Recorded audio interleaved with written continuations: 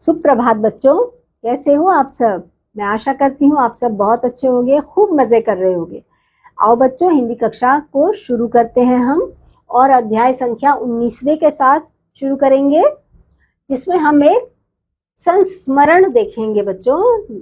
शीर्षक है नेहरू जी का पत्र। शुरुआत करेंगे बच्चों पहले पाठ प्रवेश से। हमारे देश के प्रथम प्रधानमंत्री श्री जवाहरलाल नेहरू थे। बच्चे इन्हें प्यार से चाचा नेहरू कहते हैं। भारत के प्रथम प्रधानमंत्री स्वर्गीय जवाहरलाल नेहरू ने अपनी बेटी इंदिरा के 13वें जन्मदिन के अवसर पर यह पत्र लिखा था। नैनी जेल, 26 अक्टूबर 1930। नैनी एक स्थान का नाम है बच्चों। वहां के जेल में जवाहरलाल नेहरू उस समय थे, तो वहीं से उन्हें एक पत्र लिखा था।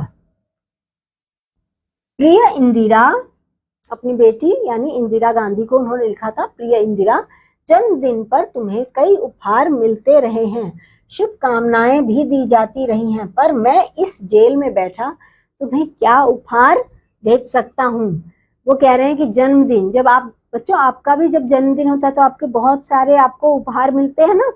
वैसे ही इंदिरा गांधी जो है वो जवाहरलाल नेहरू की बेटी थी, तो उस समय उन्होंने सोचा कि मैं इस बार जेल में हूँ तो मैं अपनी बेटी को क्या उपहार भेजूं। तो उन्होंने उनके नाम से एक पत्र लिखा जेल में बैठे बैठे, और उसी में सोचा कि मैं उनको शुभकामनाएं भेजूं। हाँ, मेरी शुभकामनाएं सदा तुम्हारे साथ रहेंगी। क्या तुम्हें याद है कि जोन ऑफ आर्क की कहानी तुम्हें कितनी अच्छी लगी थी। तुम स्वयं भी तो उसी की तरह बनना चाहती हो, पर साधारण पुरुष तथा स्त्रियां उतनी साहसी नहीं होती। वो कह रहे हैं कि तुम उसकी तरह बनना चाहती हो, पर साधारण स्त्री और पुरुष उसके जैसे नहीं होते हैं। वे तो अपने प्रतिदिन के कामों, बाल बच्चों तथा घर की चिंताओं में ही फंसे रहते हैं। परंतु एक समय ऐसा आ सकता है कि किसी महान उद्देश्य की पूर्ति के लिए सभी लोगों में असीम उत्साह भर जाता है। वो कहते हैं कि ऐसा तो, क्योंकि बाकी लोग जो होते हैं वो अपने घर गृहस्थी, बाल बच्चों के कार्यों में ही लगे रहते हैं और उनके ही चिंताओं में फंसे रहते हैं, पर एक समय ऐसा भी आ सकता है कि जब किसी महान उद्देश्य की पूर्ति के लिए सभी लोगों में असीम उत्साह भर जाए। साधारण पुरुष वीर बन जाते हैं और स्त्रियां वीरांगनाएं। आजकल हमारे भारत के इतिहास का निर्माण हो रहा है। बापूजी कौन? महात्मा गांधी बच्चों। बापूजी ने भारतीयों के दुख को दूर करने के लिए आंदोलन छेड़ा है। मैं और तुम बहुत भाग्यशाली हैं। क्या है? भाग्यशाली हैं कि यह आंदोलन हमारी आंखों के सामने हो रहा है। हम इसमें कुछ भाग भी ले रहे हैं। एक महान उद्देश्य हमारे सामने है और हमें इसकी पूर्ति के लिए बहुत कुछ करना है। वो कह रहे हैं, कौन कह रहे हैं? जवाहरलाल नेहरू अपने पत्र में लिख रहे हैं अपनी बेटी इंदिरा को। अब सोचना यह है कि इस महान आंदोलन में हमारा कर्तव्य क्या है। कर्तव्य यानी जो हमें करना चाहिए, इसमें हम किस तरह भाग लें। अब वो कह रहे हैं कि इसमें लेकिन हम भाग कैसे लें। परंतु जो कुछ भी हम करें, हमें इतना अवश्य स्मरण रखना चाहिए कि उससे हमारे देश को हानि ना पहुंचे। वो कह रहे हैं कि हम कुछ भी करें, लेकिन हमें यह जरूर ध्यान रखना है कि हमारी वजह से हमारे देश को किसी भी तरह से नुकसान ना पहुंचे। कई बार हम संदेह में भी पड़ जाते हैं कि हम क्या करें क्या ना करें। यह निश्चय करना कोई सरल कार्य नहीं है। जब भी तुम्हें ऐसा संदेह हो तो ठीक बात का निश्चय करने के लिए मैं तुम्हें एक छोटा सा उपाय बताता हूँ। तुम कोई भी काम ऐसा ना करना जिससे दूसरों से छिपाने की इच्छा तुम्हारे मन में उठे। वो कहते हैं कभी भी कोई ऐसा काम ना करना, अपनी बेटी से कह रहे हैं, कभी कोई ऐसा काम ना करना जिसे तुम्हारे अंदर उस कार्य को लोगों से छुपाने की इच्छा उत्पन्न हो। किसी बात को छिपाने की इच्छा तभी होती है जब तुम कोई गलत काम करती हो।